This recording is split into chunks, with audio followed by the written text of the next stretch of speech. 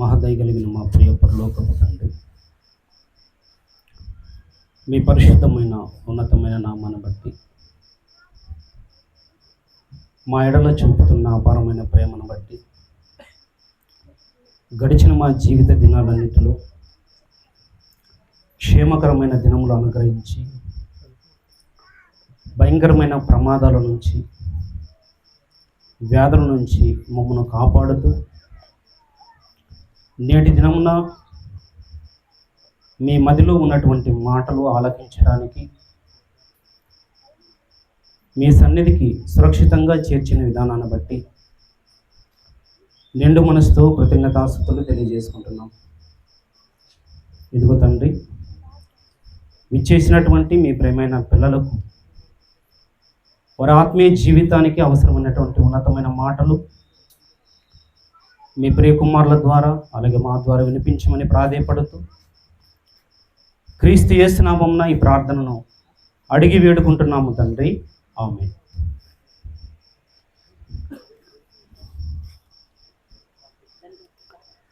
ప్రభునందు ప్రేమని దేవుని పిల్లలారా,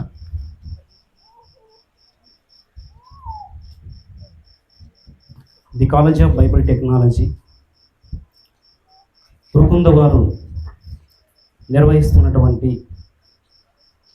2 రోజుల దేవుని ఆలోచన సభకు విచ్చేసినటువంటి మీ అందరికీ మన ప్రభువును ప్రియరక్షకుడైన యేసుక్రీస్తు వారి శ్రేష్టమైన నామంలో నా హృదయపూర్వక ధన్యవాదాలు తెలియజేసుకుంటున్నాను. సుదూర ప్రాంతం నుంచి దైవ సందేశాన్ని అందించడానికి ఇచ్చేసినటువంటి దైవజనులకు, వేదిక మీద ఉన్నటువంటి సేవకులందరికీ కూడా నా హృదయపూర్వక ధన్యవాదాలు తెలియజేసుకుంటున్నాను. ప్రేమన దేవుని పిల్లలారా, ఈ మొదటి రోజు మనందరి కొరకు ఏర్పాటు చేయబడినటువంటి ఒక ప్రాముఖ్యమైనటువంటి అంశం పిల్లల పెంపకంలో తల్లిదండ్రుల పాత్ర. ఈ విషయాన్ని గురించి కొన్ని నిమిషాలు పరిశుద్ధ గ్రంథం నుంచి దేవుడు మన కొరకు ఏం తెలియజేయాలనుకున్నాడో, ఆయన దృష్టిలో మనం ఎలా ఉండాలి, మరి ముఖ్యంగా తల్లిదండ్రులైన వారు ఎలా ఉండాలి అనేటువంటి విషయాలు కొన్ని నిమిషాలు మనం ఆలోచించేద్దాం. దేవుని యొక్క ప్రణాళిక, ఆయన సంకల్పం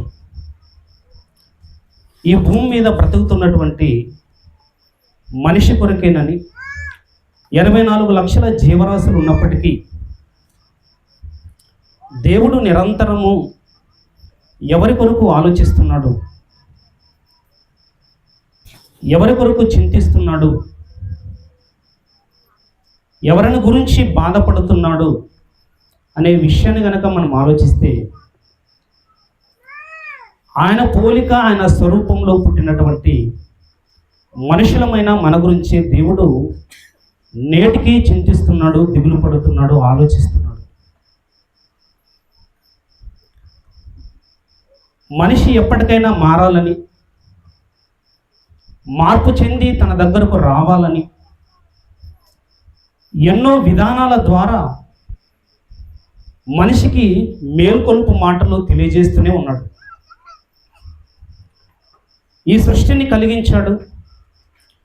ఈ సృష్టిలో ఉన్న ప్రతి దానిని కూడా మనం అనుభవించాలనే ఉచితంగా ఈ సృష్టిని మన కొరకు కలిగించాడు.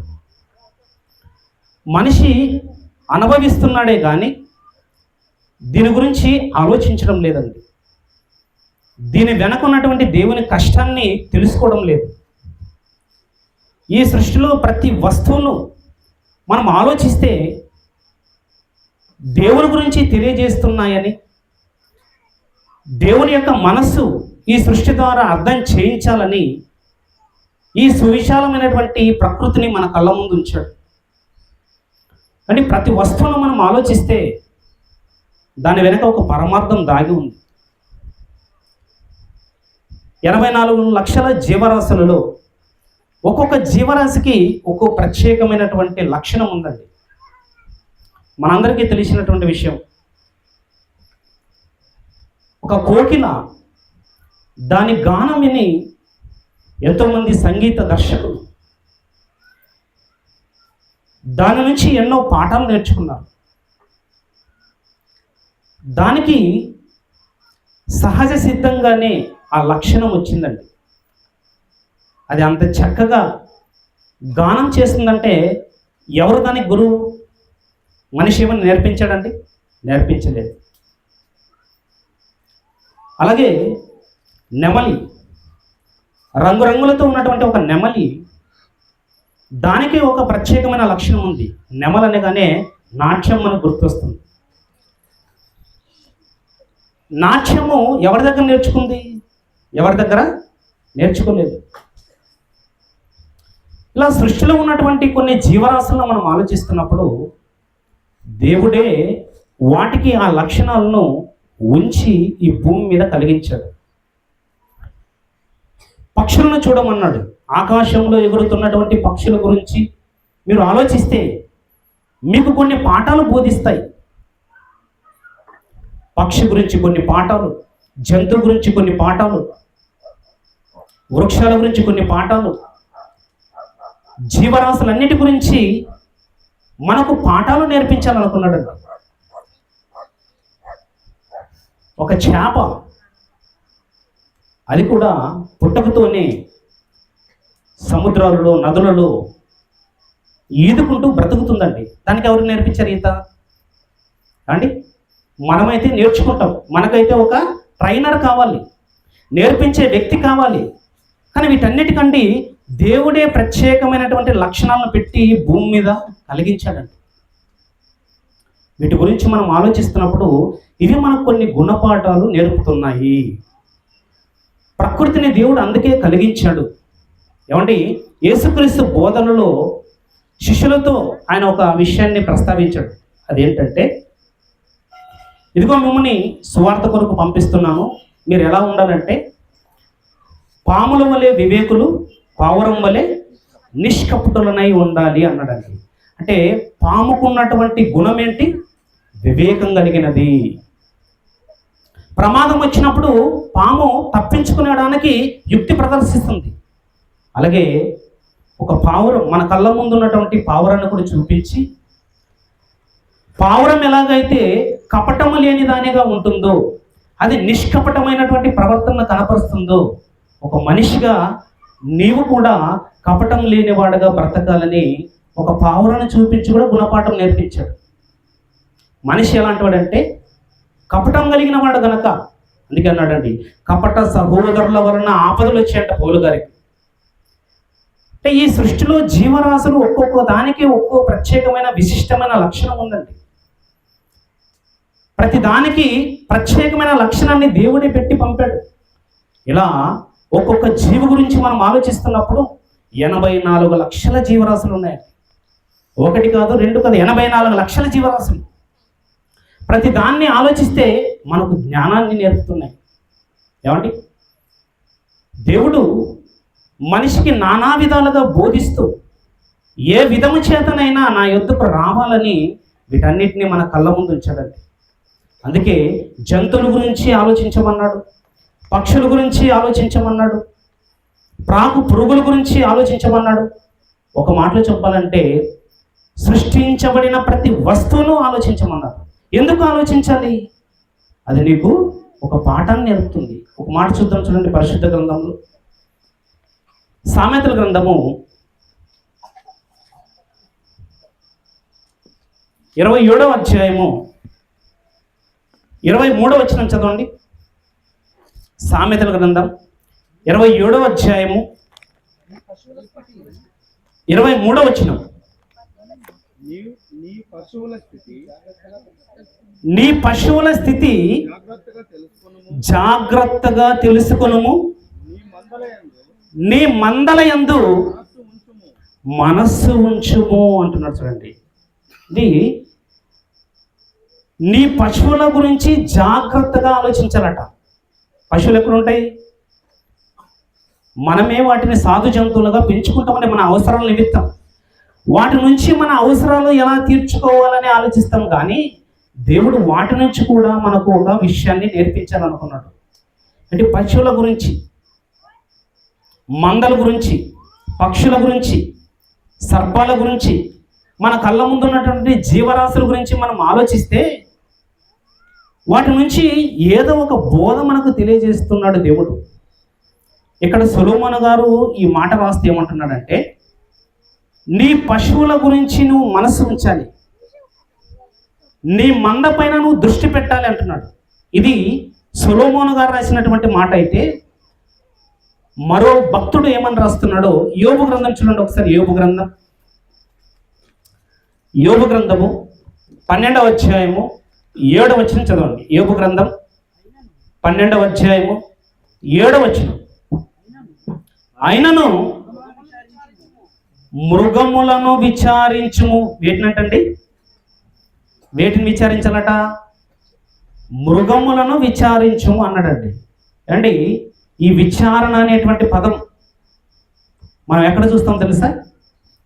పోలీస్ డిపార్ట్మెంట్లో చూస్తామండి. ఎక్కువ వినబడుతుంటుంది. ఒక కేసు ఇన్వెస్టిగేషన్ చేయాలనుకున్నప్పుడు నేరం చేసిన వ్యక్తి, అతని ఆనవాళ్ళు కానీ, అతను నేరం చేశాడని కానీ ఒప్పుకోలేనటువంటి పరిస్థితులు నెలకొన్నప్పుడు విచారణ చేపడతారండి. పోలీస్ బృందం అంతా కూడా విచారణ చేపడుతుంది.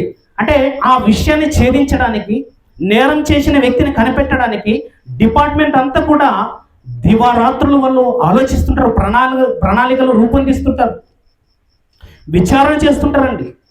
అసలు పశువుల మీద విచారణ చేపట్టాలట, పక్షుల మీద విచారణ చేపట్టాలట.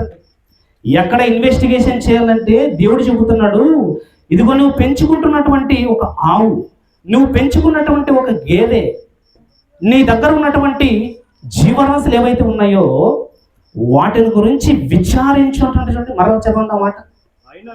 అయినను మృగములను విచారించుము, అవి నీకు బోధించును. ఆకాశ పక్షులను విచారించుము, అవి నీకు తెలియజేయను. ఏం తెలియజేస్తాయో వాటిని ఎందుకు వివరించమన్నాడో కొన్ని విషయాలు మనం ఆలోచించేద్దామండి. మహాజ్ఞాని అయినటువంటి సొలొమోను గారు పశువుల సంగతి ఆలోచించమన్నాడు. భక్తుడైనటువంటి యోబు గారు, ఆయన కూడా మహాజ్ఞాని, ఆయన కూడా అంటున్నాడు, నీ కళ్ళ ముందు ఉంటున్నటువంటి ఆ జీవరాశుల గురించి మీరు ఒక్కసారి మనసు పెట్టి ఆలోచించండి. అవి ఒక విషయాన్ని తెలియజేస్తాయి, దేవుని గురించి తెలియజేస్తాయి, దేవుడు మనుషుల ఎడల చూపుతున్న ప్రేమను తెలియజేస్తాయి. ఏమండి, పిల్లలను ఎలా పెంచాలో,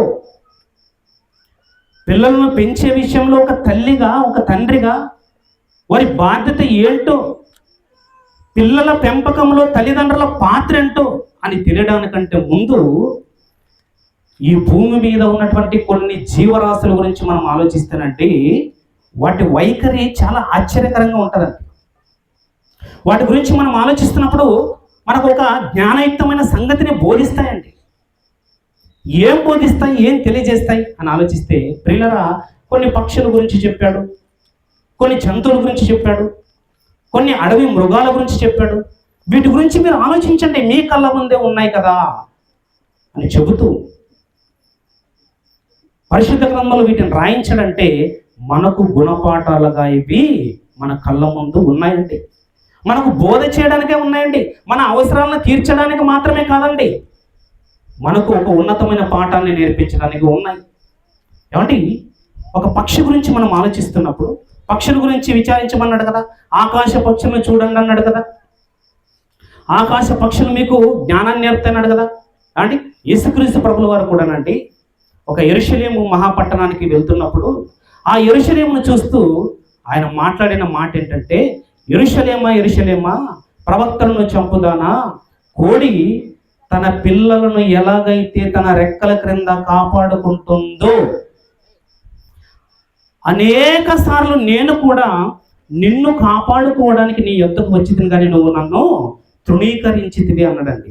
ఇప్పుడు మీరు బాగా ఆలోచించండి, యేసుక్రీస్తు మనుషులను ఎలా ప్రేమిస్తున్నాడని తెలియచేయటానికి పరలోకమందున్న దేవుడు భూమి మీద మనుషులమైన మనల్ని ఎలా ప్రేమిస్తాడు, ఆయన ప్రేమ ఎలా ఉంటుంది అని తెలియచెప్పడానికి సాక్షాత్తు యేసుక్రీస్తు ప్రభుల వారే ఉపయోగించినటువంటి, ఉదాహరణగా చూపినటువంటి ఒక జీవి కోడి అండి.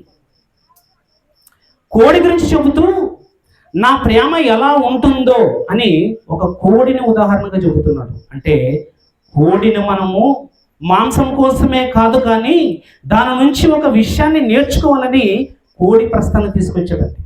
పక్షుల గురించి ఎన్నో విషయాలు చెప్పాడు. కొన్ని విషయాలు ఇప్పుడు మనం ఆలోచన చేద్దాం.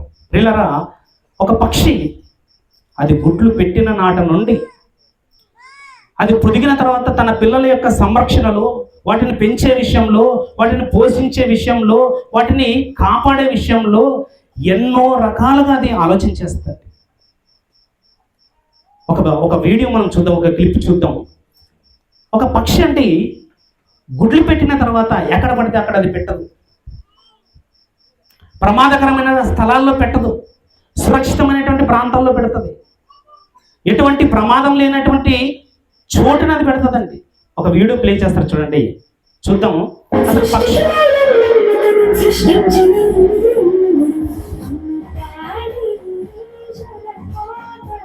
ఇది ఒక పక్షి అండి. అది పెట్టినటువంటి గుడ్లను ఎక్కడ పెట్టిందో తెలుసా అండి? దాని క్రింద అంతా కూడా నీళ్లున్నాయండి.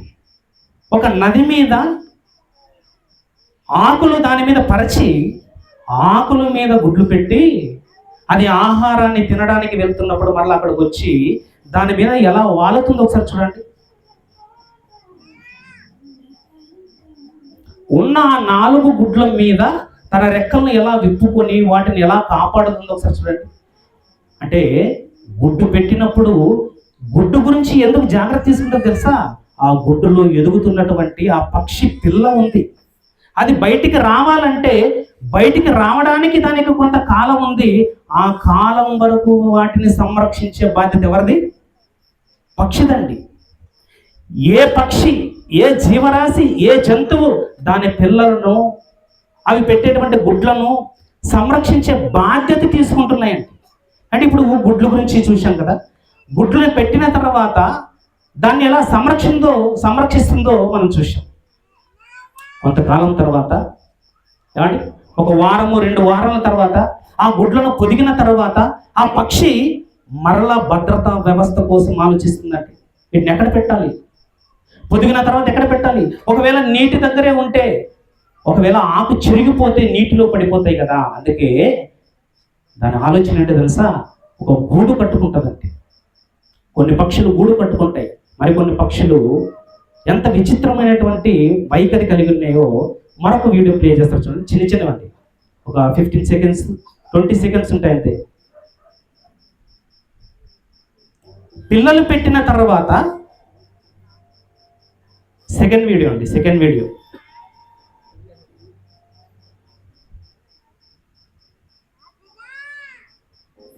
చూడండి, కొద్దిగా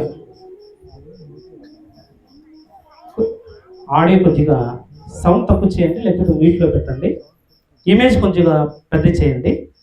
అంటే ఇందాక ఒక పక్షి పెట్టినటువంటి గుడ్లను అది ఎక్కడ పెట్టింది? తన రెక్కల క్రింద భద్రపరిచింది. ఇప్పుడు పిల్లలు వచ్చిన తర్వాత పిల్లల్ని ఎక్కడ పెట్టుకున్నది? చూడండి, పిల్లల్ని ఎక్కడ పెట్టుకున్నది? బాతు. అది నీటిలో ఉంటూ తన రెక్కలనే ఒక గొడుగులాగా చేసిందండి. రెక్కలనే గొడుగులాగా చేసి అందులో ఆ పిల్లల్ని ఎక్కించుకుని, చూడండి, అలా ప్రయాణం చేస్తుంది.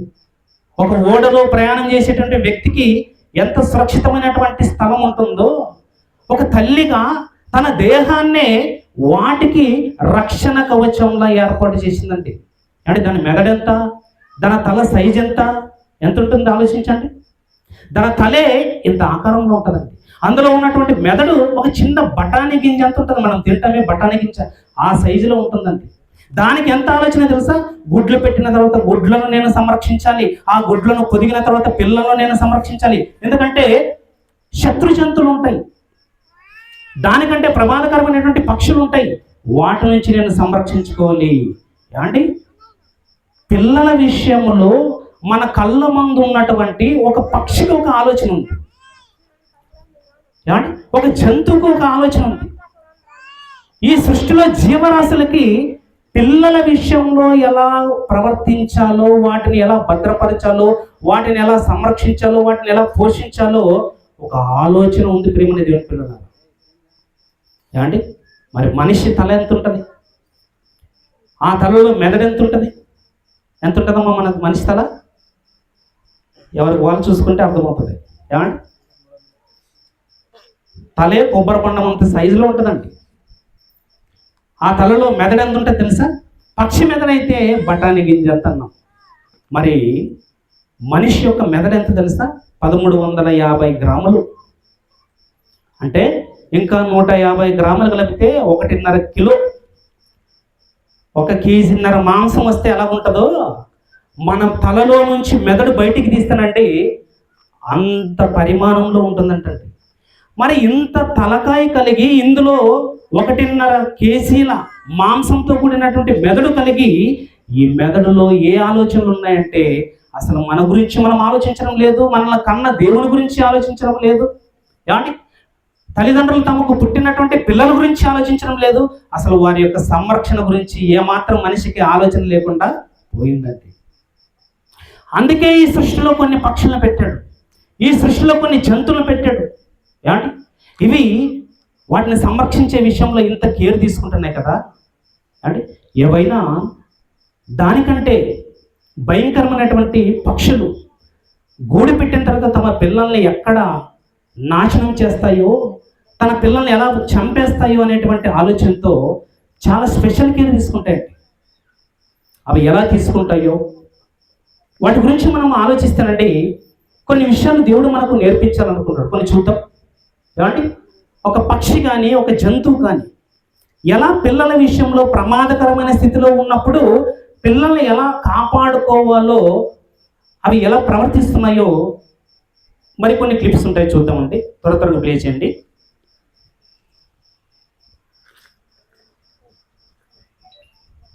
ఏమండి, వాటి పిల్లల్ని అవి ఎలా సంరక్షించుకోవాలి. ఇది ఎలుక అండి, బాగా గమనించండి.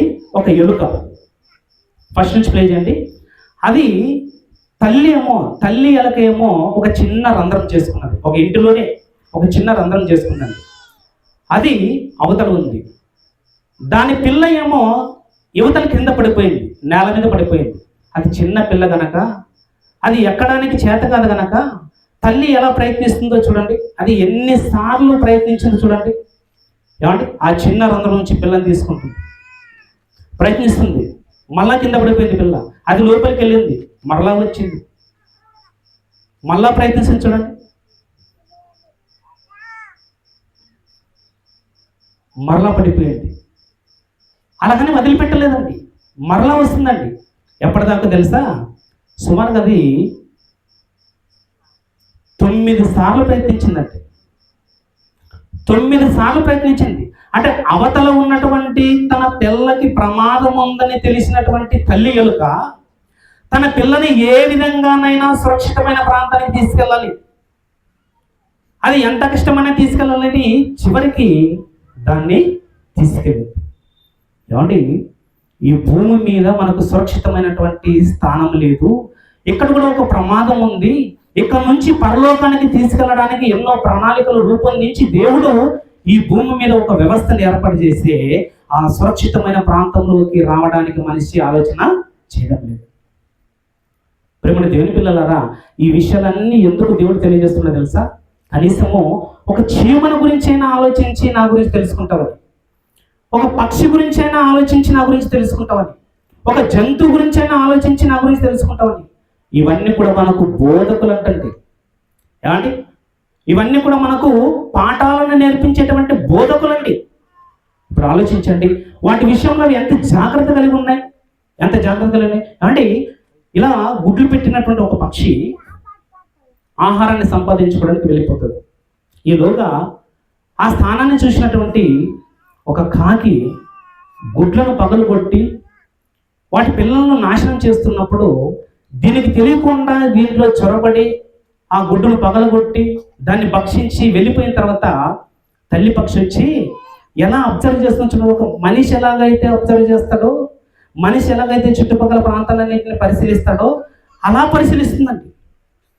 మదర్ లవ్ అని ఒక వీడియో ఉంటుంది అంటే దాని పేరు మదర్ లవ్ అని ఒక వీడియో ఉంటుంది. అక్కడ చూడండి, అది అచ్చం ఒక మనిషి ఎలాగైతే ప్రవర్తిస్తాడో అలాగే ప్రవర్తిస్తుందండి. అది కాదండి, పక్షి.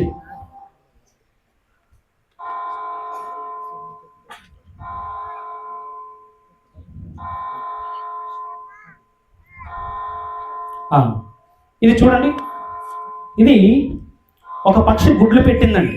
అది ఆహారాన్ని సంపాదించుకోవడానికి వెళ్ళింది. ఈలోగా ఒక కాకి వచ్చి ఏం చేస్తుంది చూడండి, బాగా అబ్జర్వ్ చేయండి. ఒక కాకి వచ్చి గుడ్డు పగలగొట్టిపోయింది. ఇది లోపలికి వచ్చిన తర్వాత అది ఎన్ని గుడ్లు పెట్టిందో దానికి గుర్తుంది, గుడ్లు ఎన్ని పెట్టిందో గుర్తుంది, పగిలిపోయినవి ఎన్నో గుర్తుంది. అంటే దాన్ని చూసి తక్కువ బయటికి తీసుకొచ్చిందండి. అప్పుడు కాకి కనిపించింది. అప్పుడు ఏం చేస్తుంది చూడండి, ఆ గుడ్డును పగలగొట్టిన తర్వాత అండి దానికి ఎంత ఉక్రోషం వచ్చిందో, ఎంత కోపం వచ్చిందో, ఎంత ఆవేశం తగ్గిందో ఒకసారి చూడండి. కానీ దానితో తలపడిందండి. నేను గుడ్లను పొదిగాను, నేను పిల్లల్ని పెట్టాను, నేను సంరక్షిస్తున్నాను, ఎవరో శత్రువు వచ్చి నా పిల్లల్ని ఇలా నాశనం చేసిందనేటువంటి ఒక కోపము, ఒక ఆవేశము కానీ ఒక పక్షికి ఉందండి, ఒక పక్షికి ఉంది. చాలు ప్రియులారా, ఇప్పుడు మీరు ఆలోచించండి. దేవుడు పక్షుల గురించి ఆలోచించమని, జంతువుల గురించి ఆలోచించమని, జీవరాశుల గురించి ఆలోచించమని ఎందుకు చెప్పాడో తెలుసా? వీటి నుంచి మనిషి ఒక జ్ఞానం నేర్చుకోవాలని. ఇవి పిల్లల విషయంలో ఎంత జాగ్రత్త కలిగి ఉంటాయో, వాటిని పెంచే విషయంలో ఒకవేళ శత్రువులు వచ్చినా కూడా వాటి మీద దాడి చేయడానికి కూడా వెనకట్టం లేదండి. వాటి ప్రాణాలు పోయినా కూడా ప్రాణానికి తెగించి ఎవరిని కాపాడుతున్నాయి తెలుసా? పిల్లలను కాపాడుతున్నాయి. మరి మనిషికి బుద్ధి ఉంది, జ్ఞానం ఉంది, వివేకం ఉంది, ఆలోచన ఉంది. ఏమండి, ఆకారంలో వీటన్నిటికంటే గొప్పవాడు. ఒక మాటలో చెప్పాలంటే దేవుడు అన్నాడు, ఈ సృష్టిలో ఉన్నటువంటి జీవరాశులన్నిటికంటే శ్రేష్ఠుడంట. ఎవరు? మనిషి. శ్రేష్టమైన ఆలోచన కలిగినటువంటి వ్యక్తి, శ్రేష్టమైన తలంపులు కలిగినటువంటి వ్యక్తి. కానీ మనిషి దేవుడు వారికి ఇచ్చినటువంటి పిల్లల్ని పెంచే విషయంలో బాధ్యత మర్చిపోయాడండి. అసలు తల్లిదండ్రులు పిల్లల్ని ఎలా పెంచాలో అనే విషయాన్ని కూడా మర్చిపోయాడండి. ప్రేమని దేవుని పిల్లలారా, ఈ బైబిల్ చరిత్రలో దేవుడు ఈ సృష్టి ద్వారా కొన్ని పాఠాలు నేర్పిస్తున్నాడు, మనుషుల ద్వారా కూడా కొన్ని పాఠాలు నేర్పిస్తున్నాడు. ఏమండి, ఇప్పటి వరకు బ్రతుకున్నటువంటి జీవులు, బ్రతుకున్నటువంటి తమ పిల్లలను ఎలా కాపాడుకోవాలనేటువంటి విషయాన్ని నేర్చుకున్నాం కదా. జంతువులు ఎలా సంరక్షిస్తాయో తెలుసుకున్నాం కదా. అయితే ఈ సృష్టి కాదు, జీవరాశులే కాదు, ఒక పక్షే కాదు, ఒక కోడే కాదు, ఒక ఎలుకే కాదు, ఒక కుందేలే కాదు, తమ పిల్లలను కాపాడే విషయంలో భద్రత తీసుకునేది బైబిల్ చరిత్రలోనండి. ఒక వ్యక్తిని దేవుడు చూపిస్తూ ఆ వ్యక్తి కోసం రాస్తూ అసలు ఆ వ్యక్తి తన పిల్లల విషయమై ఎలా ఆలోచించింది. ఈ ప్రపంచ చరిత్రలో ఎవరైనా ఆ విధంగా ఆలోచిస్తారా? ఒకవేళ ఆ స్థానంలో నేనుంటే అలా ఆలోచిస్తానా? నేనుంటే ఏం చేసేదాన్ని, నేను ఏం చేసే వాణ్ణి అని ఒక తండ్రి, ఒక తల్లి, పిల్లలు, ఈ భూమి మీద ఉన్నటువంటి ప్రతి మనిషి దాని గురించి ఆలోచించాలి. ప్రేమ దేవుడు ఆలోచించాలనే రాయించాడు. ఒక సందర్భాన్ని చూసి ముగించుకుందాం. అంటే ఇప్పటి వరకు పక్షుల గురించి చూసాం, జంతువుల గురించి చూసాం, పిల్లల్ని సంరక్షించే విషయంలో ఎంత జాగ్రత్త తీసుకున్నావో ఆలోచించాం. కానండి ఒక మనిషి ఎలా ఆలోచించింది అని ఆలోచిస్తే ఒకసారి చూద్దాం. సమూయేలు గ్రంథం, సమూయేలు గ్రంథము, 2వ సమూయేలు గ్రంథం, 2వ సమూయేలు గ్రంథం 21వ అధ్యాయం, 2వ సమూయేలు గ్రంథం 21వ అధ్యాయము 8వ వచనం ఒకసారి చదువుకున్నాం చూడండి. 2వ సమూయేలు గ్రంథం 21వ అధ్యాయం 8వ వచనం అండి. అయ్యా కుమార్తెయగు రిస్పా సౌలునకు కనిన ఇద్దరు కుమారులకు అర్మోనిని, మెఫీబోషెతును, మెఫీబోషెతుని, సౌలు కుమార్తెయగు సౌలు కుమార్తెయగు మెరబా, మెరిబా, మహోతిలాడగు ఆ, బర్జిల్లా ఈ కుమారుడైన ఆ, అద్రేయేలునకు కనిన ఐదుగురు కుమారులను పట్టుకొని ఐదుగురు కుమారులను పట్టుకొని గిబియోనీయులకు అప్పగించారు. గిబియోనులకు అప్పగించారు. వారు వారు ఈ ఏడుగురిని తీసుకొని పోయి ఈ ఏడుగురిని తీసుకుని పోయి కొండ కొండ మీద మీద యెహోవా సన్నిధిని ఉరితీసిరి. యెహోవా సన్నిధిని ఉరి తీసిరి. ఏమంటే ఇక్కడ రాయబడిన సందర్భం క్లుప్తంగా వివరిస్తాను, ముగించుకున్నాం. ఇక ప్రియమైన దేవుని పిల్లలారా, ఇక్కడ ఒక స్త్రీ గురించి చెప్పాడండి. ఆ స్త్రీ గురించి చెప్తే ఏమన్నాడంటే, ఆ స్త్రీ ఎవరో కాదు, ఆమె పేరు ప్రస్తావించి ఆమె పేరు ఏమన్నాడండి, ఏమన్నాడు ఒకసారి చెప్పండి. పేరు అంట రిస్పా. మనం రిబ్కా గురించి విన్నాం, మరియమ్మ గురించి విన్నాం, రూతు గురించి విన్నాం, ఎందరో భక్తి గల స్త్రీల గురించి విన్నాం. ఆ భక్తి కలిగినటువంటి స్త్రీలలోనే ఈమె ఒక స్త్రీ. ఈమె పేరు ఏమంట రిస్పా అండి. ఈమె ఎవరంటే ఇశ్రాయేలులకు రాజు అయినటువంటి మొదటి రాజు అయినటువంటి సౌలుకు ఉపపత్ని, అంటే భార్యతో సమానం. ఈమె ఏం చేసింది అని ఆలోచిస్తే ఈమెకి ఇద్దరు పిల్లలు ఉన్నారు. సౌలు యొక్క కుమార్తె అయినటువంటి మెరీబాకు ఐదుగురు కుమారులు ఉన్నారు. మొత్తం 7 కుమారులు. వీరి గురించి గిబియోనులు ఏమని ఆలోచించారంటే, సౌలు రాజు బ్రతికున్నప్పుడు గిబియోనీయులైనటువంటి మమ్మను ఇశ్రాయేలుల సరిహద్దులలో నివసించకుండా మాలో చాలా మందిని హతము చేశాడు, చాలా మందిని చంపాడు. అయితే దానికి మేము ఇశ్రాయేలుని చంపదలుచుకోలేదు. మేము ఒక విన్నపం అనే దావీదు దగ్గరకు వచ్చి ఒక విషయము, ఒక మనవి చేశారండి. ఏంటో తెలుసా?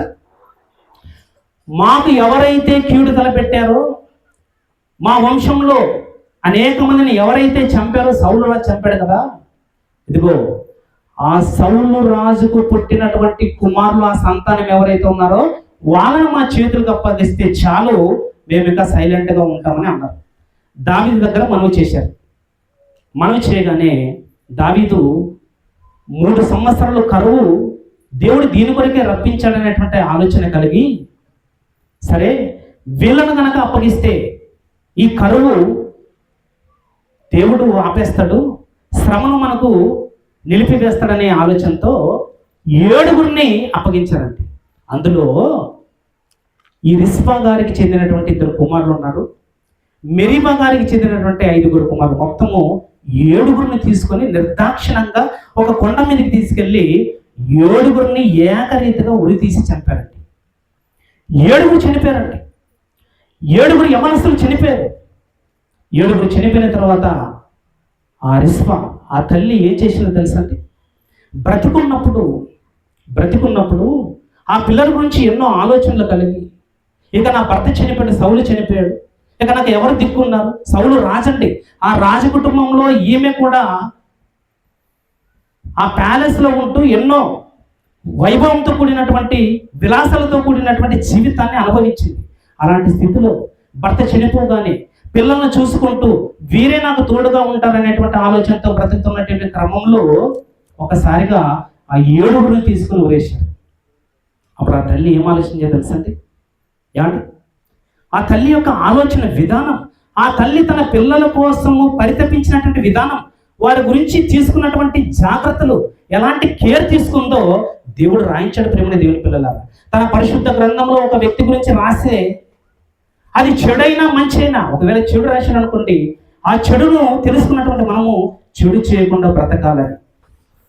ఒకవేళ ఒక వ్యక్తి గురించి మంచి రాశాడు అనుకోండి, ఆ మంచిని నేర్చుకున్నటువంటి మనము అలా మంచిని మన జీవితంలో అనుసరించాలని. ఈ స్త్రీ గురించి ఏం రాయించాలని ఆలోచిస్తానంటే, బ్రతుకున్నంత వరకు కొడుకుల గురించి ఎన్నో కలలు కనంది, నిర్దాక్షిణంగా అనుకోకుండా అకస్మాత్తుగా దావీదు ఎప్పుడైతే ఆజ్ఞాపించాడో ఆ 7 కొండ మీదకి తీసుకెళ్లి ఊరేశారు. ఇప్పుడు ఈమెమి ఆలోచించింది తెలుసా? ఇప్పుడు చదవండి, 9వ వచనం 10వ వచనం చదవండి. 9వ వచనం 10వ వచనం చదవండి. అక్కడ ఏం రాయించాడో దేవుడు, ఆమె ఏం ఆలోచించిందో ఇప్పుడు చదువుదాం. ఏమనండి? వారి 7 తీసుకొని పోయి కొండ కొండ మీద యెహోవా సన్నిధిని ఉరితీసిరి. యెహోవా సన్నిధిని ఉరి తీశారు. ఆ ఆ ఏడుగురు ఏకరీతినే చంపబడిరి. ఏకరీతినే చంపబడేది. కోతకాలమున యావల కోత చూడండి, పంట కోసే కాలం వస్తుంది కదా, కోతకాలం వస్తుంది కదా, ఆ కోతకాలం ప్రారంభంలో యావల కోత యవన కోత ఆరంభమందు ఆరంభమందు మరణమైరి. ఏడుగురు చనిపోయారంటే, ఉరి తీసేశారంటే. ఏమండి? వారిని ఉరి తీసి వేలాడుతున్నప్పుడు, ఆ శవాలు వేలాడుతున్నప్పుడు అయ్యా కుమార్తె ఈ రిస్ప ఏం చేసిందో తెలుసా? గోనె పట్ట తీసుకొని ఆమె ఒక గోనె పట్టు తీసుకుందట. ఏమండి, ఒక రాణి స్థానంలో ఉంది కదా, మరి ఏం చేసింది తెలుసా? రాణి స్థానంలో ఉన్నటువంటి ఈమె, అంటే ఏ తల్లైనా ఏ తండ్రి అయినా తమ గర్భాన పుట్టినటువంటి పిల్లలు మరణించిన తర్వాత అంటే 1 రోజు ఉంచుతారు, 2 రోజులు ఉంచుతారండి. బంధువులందరూ వచ్చారనుకోండి, అందరూ వచ్చారనుకోండి, వెంటనే సమాధికి తీసుకెళ్తారు. సమాధిలో పాతిపెట్టి వస్తారు. వారి గురించి రోధిస్తారు, బాధపడతారు. కొన్ని నెలలు వారి కోసము ఎన్నో ఆలోచనలతో చింతిస్తూ ఉంటారండి. కానీ ఈ స్త్రీ ఏం చేసింది తెలుసా? మరణించినటువంటి తన 2 పిల్లలు, అలాగే సౌలు గారి కుమార్తె యొక్క 5గురు పిల్లలు, వీరందరూ కూడా ఉరి తీయబడంటే కొండ మీదకి వెళ్ళిందట. ఏం తీసుకుని వెళ్ళింది? గోనె పట్టు తీసుకుని వెళ్ళిందంటే, అంటే పట్టు వస్త్రాలతో కూడినటువంటి అవి నేను కప్పుకోవడానికి, పరుచుకోవడానికి, నేను విలాసవంతమైన మందిరంలో ఉన్నాను కదా, ఇవి తీసుకెళ్ళాలనుకోలేదు. గోనె పట్ట తీసుకుని బయలుదేరిందట. గోనె పట్ట తీసుకొని కొండపైన పరుచుకొని కోతకాల ఆరంభం మొదలుకొని ఆకాశం నుండి వర్షము కళేబరముల మీద కురియు వరకు అచ్చటనే ఉండి, చూడండి ఆమె చేస్తుంది ఏంటి తెలుసా? పగలట ఆకాశ పక్షులు వాటి మీద వాలకుండా, రాత్రి అడవి మృగములు దగ్గరికి రాకుండా వాటిని కాస్తుందంటండి. కాపలాదారిగా ఉంది. ఎవరో తెలుసా? మనం శ్మశానంలో కాపరి గురించి వింటామండి. దాన్ని మనం పాతి పెట్టి వచ్చిన తర్వాత ఇంటికి వస్తామండి. కానీ ఆ శవాన్ని తగలబెట్టడానికి ఆ సమాధుల దగ్గర నిరంతరం, ఎందుకంటే ఎప్పుడు ఎవరు చనిపోతారో తెలియదండి. అర్ధరాత్రి చనిపోతారో తెలియదు, తెల్లారుజామున చనిపోతారో తెలియదు, మిట్ట మధ్యాహ్నం చనిపోతారో తెలియదు, సాయంకాలం వేళ చనిపోతారో తెలియదు, ఉదయాన్నే చనిపోతారో తెలియదు. గనక కాటి కాపరి అక్కడే ఉండాలి, చనిపోయినటువంటి వారి మధ్య అయితే ఉండాలి. కానీ కాపలాదారిగా ఎవరున్నారో తెలుసండి? రిస్ప ఉన్నట్టండి. ఎవరి గురించి కాపలా? ఎవరి గురించి కాపలండి? బ్రతుకున్న వారి గురించా, చనిపోయిన వారి గురించా? కాపల ఎవరి గురించి ఉందండి? ఎవరి గురించి అమ్మా? బ్రతికిన వారా, చనిపోయిన వారా? చనిపోయారండి, ఉరి తీయబడ్డారండి. ఎప్పటి నుంచి ఉందో తెలుసా? కోతకాలం ఆరంభం నుంచి ఎప్పటి వరకు ఉండాలనుకుందట? ఎప్పుడైతే ఆకాశం నుంచి వర్షం పడుతుందో అప్పటి వరకు. మరి ఎప్పుడు పడాలి వర్షం? ఏమండి, వర్షం ఎప్పుడు పడాలి? అప్పుడే కోతకాలం ముగిసిందట. మరలా వర్షం పడాలంటే కొన్ని నెలలు పట్టాలి కాలం. వర్షాకాలం రావాలి, లేదా అకాల వర్షాలు కురవాలి. మొత్తానికి వర్షము ఆ శవం మీద పడినప్పుడు ఆ శవాలను తీసుకెళ్లాలనేటువంటి ఆలోచన ఉందంటండి. మరి ఈలోగా ఈమె ఇంటికి వెళ్తూ వస్తుంటుందా? లేదండి. ఏం చేసింది తెలుసా? అక్కడే ఆ కొండ మీద ఉందట. కొండ మీద ఉందంటండి. కొన్ని నెలల తరబడి ఒంటరి మహిళగా, అందులో వచ్చి విధవరాలుగా, కుమారులను పోగొట్టుకున్నటువంటి ఒక తల్లిగా ఉన్నటువంటి ఈమె రాత్రి అయినా అక్కడే పడుకుంటుందంటే. అంటే రాత్రి అడవుల్లో ఏమేమి కొండల మీద ఏమేమి ఉంటాయి? ఏమంటే ఎలుగుబంట్లు ఉంటాయి, భయంకరమైన పులులు ఉంటాయి, ఏమంటే సింహాలు ఉంటాయి, ఏనుగులు ఉంటాయి, విషసర్పాలు ఉంటాయి. వీటన్నిటి మధ్య అవి ఒకవేళ వస్తే ఇవి పొరపాటును కూడా నా పిల్లల్ని ఎవరిని కూడా తినేయకూడదు, ఏమంటే చీల్చివేయకూడదు. తోడేలు వస్తుందేమో, సింహం వస్తుందేమో. కనుక రాత్రి పూట కాపలు ఉందట. అంటే రాత్రి అయితే అడవి మృగాలు వస్తాయి, అప్పుడు కాపలు ఉంది. మరి పగలేమైనా రెస్ట్ తీసుకుంటుందంటే పగలు కూడా ఏం చేస్తుందంటే సార్, పగలు ఆకాశంలో ఉన్న పక్షులు, ఏమంటే రాబందులు ఎక్కడ ఉంటాయి? ఎక్కడ శవాలు ఉంటాయి అక్కడ రాబందులు ఉంటాయి. రాబందులు ఉంటాయా? కాకులు కూడా ఉంటాయి, గద్దలు కూడా ఉంటాయి. ఇంకా ఆకాశంలో అన్నిటికంటే గొప్పదైన పక్షిరాజు ఉంటుంది. అది గురి పెడితే ఖచ్చితంగా దాన్ని ఎరను తీసుకెళ్ళే వెళ్ళిపోతుందండి. ఖచ్చితంగా తీసుకెళ్ళి. మరి ఇప్పుడు మీరు ఆలోచించండి, ఒక స్త్రీగా, నేను స్త్రీనే కదా, ఎలాగో చనిపోయారు కదా నా పిల్లలు, వీరి గురించి ఎందుకు నేను ఆలోచించడం అని ఇంటి దగ్గర లేదట. ఏం చేసింది తెలుసా? కొండ మీదకి ఒంటరిగా వెళ్ళి గోనె పట్ట పరుచుకొని ఈ శవాల గురించి ఆలోచిస్తుందంటే ఈమె ఆలోచన అంటే తెలుసా అండి? ఈమె తలంపు ఏంటో తెలుసా అండి? ఏం ఆలోచిస్తుంది తెలుసా? ఒకవేళ జంతువులు కానీ పక్షులు కానీ ఏమైనా వచ్చి తినేసి అనుకో, సమాజంలో నా పిల్లల గురించి ఏమనుకుంటా తెలుసా అండి? దేవుడు ఎవరికైతే శాపం ఇస్తాడో వారి సంతానం ఎలా అవుతుందో తెలుసా అండి? మృగాలు వచ్చి, అడవి మృగాలు వచ్చి ఆ కళేబరం తినేస్తాయి, ఆకాశ పక్షులు వచ్చి ఆ శవాలను పీక్కుతుంటాయి. ఒకవేళ ఇలా జరిగితే యెహోవా మా కుటుంబానికి కూడా శాపం విధించాడనేటువంటి నింద నా మీద ఉంటుంది కనుక, ఎలాగో దావీదు ఈ ఆజ్ఞ ఇచ్చాడు, నా పిల్లలు చనిపోయారు, అయితే నువ్వేం చేయాలి తెలుసా? నా పిల్లలు క్రమముగా సమాధి వరకు చేరడానికి నేను ఇక్కడ ఉండాలి, వర్షం పడాలి, తీసుకెళ్ళాలనేటువంటి ఆలోచనతో కొన్ని నెలల తరబడి ఉందంటండి. అసలు ఆడపిల్ల ఒంటరిగా అర్ధరాత్రి వెళ్తేనే భయం కదండి. మరి ఈమెకి ప్రమాదం లేదండి? ఈ స్త్రీకి ప్రమాదం లేదా? జంతువుల వల్ల ప్రమాదం లేదా? మనుషుల వల్ల ప్రమాదం లేదా? పురుషుల వల్ల ప్రమాదం లేదా? ఉందండి, ప్రమాదం ఉంది. అని ఎందుకు ఆలోచిస్తుంది తెలుసా? అసలు నా పిల్లలను నేను సమాధిలో పెట్టాలి, సమాధికి చేర్చాలి. ప్రేమ దేవుని పిల్లలారా ఆలోచించండి. బ్రతుకున్నటువంటి పిల్లల గురించి ఆలోచన లేనటువంటి సమాజానికి ఒక తల్లి గురించి చెబుతూ దేవుడు ఏం రాయించాడంటే, శవాల కోసం కూడా కాపలా కాసిందట తల్లి, కళేబరాల కోసం కూడా కాపలా కాసిందటండి. రాతనక పగలనక. ఏమంటే ఇంత జాగ్రత్త ఎవరైనా ఉంటారండి? ఇప్పటి వరకు మనం ఏం వింటామంటే, ఏమంటే ఈ తల్లి తమ పిల్లల్ని చాలా జాగ్రత్తగా కాపాడుతుందండి, వారికి ఏ కీడు సంభవించకుండా సురక్షితంగా కాపాడుతుంది, వాళ్ళకి కావలసినవన్నీ ఇస్తుందండి, ఎంతో గారవంగా చూసుకుంటుందని ఈ మాటలు వింటామండి. ఎప్పటివరకు చూస్తుందో తెలుసా? ఎప్పటివరకు తెలుసా? పుట్టింది మొదలుకొని వాడు పెరిగి పెద్దవాడే ముసలివాడేంత వరకు కూడా ఒక తల్లి బ్రతుకుంటే ఆలన పాలన చూసుకుంటుంది, అతని అవసరాలు తెలుస్తుంది. కానీ మరణించిన తర్వాత ఒక 2 రోజులు, మహా అయితే 3 రోజులు ఇక ఆలోచించారండి. కానీ రిస్పా అనే తల్లి ఎప్పుడు ఆలోచిస్తుంది తెలుసా?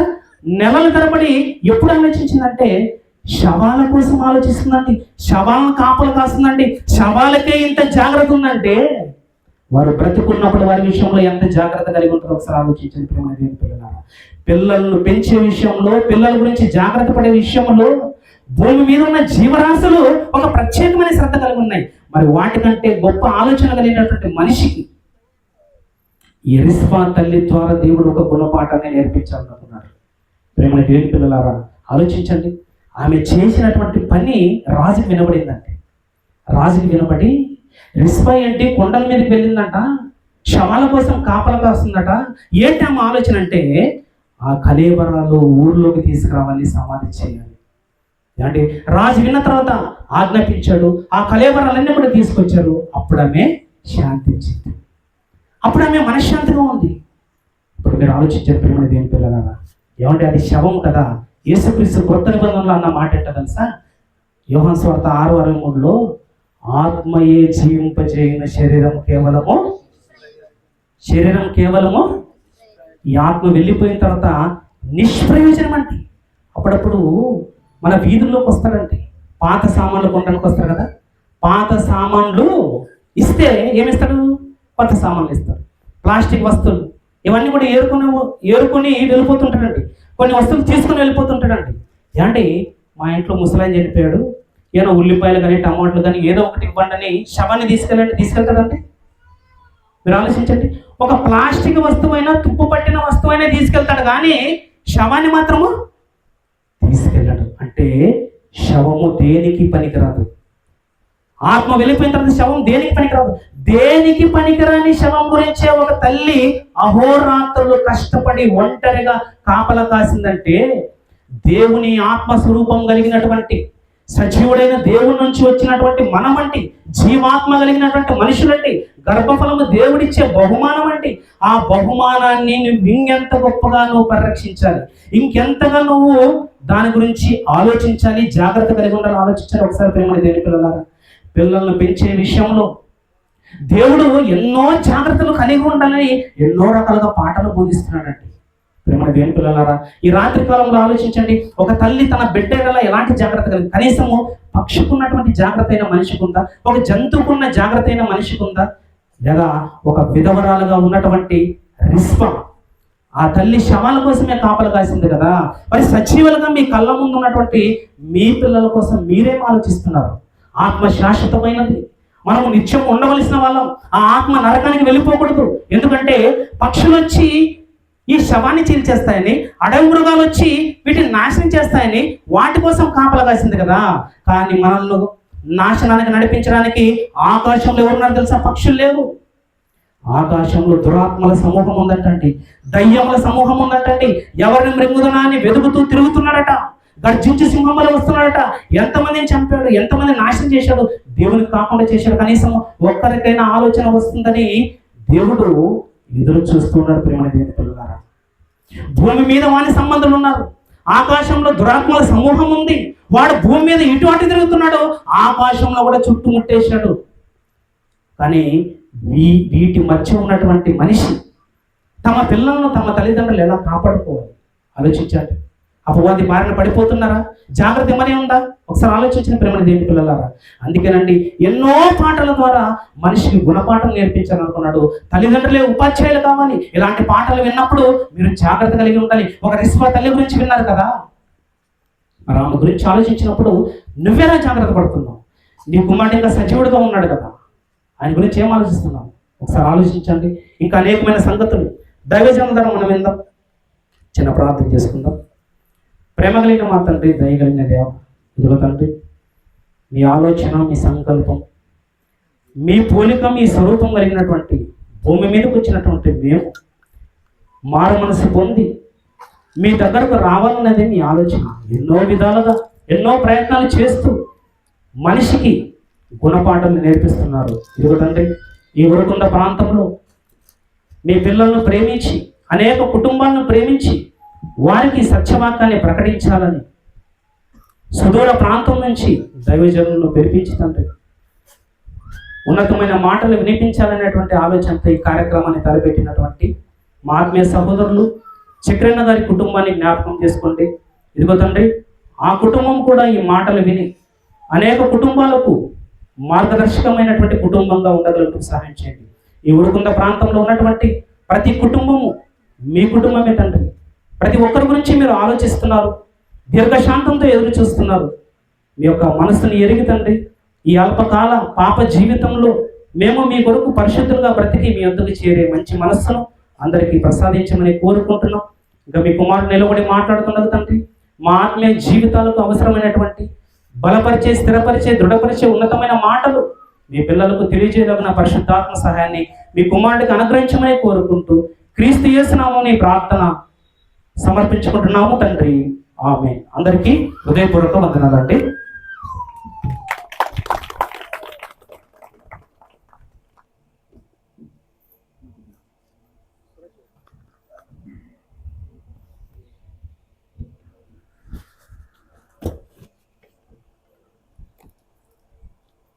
శాంతి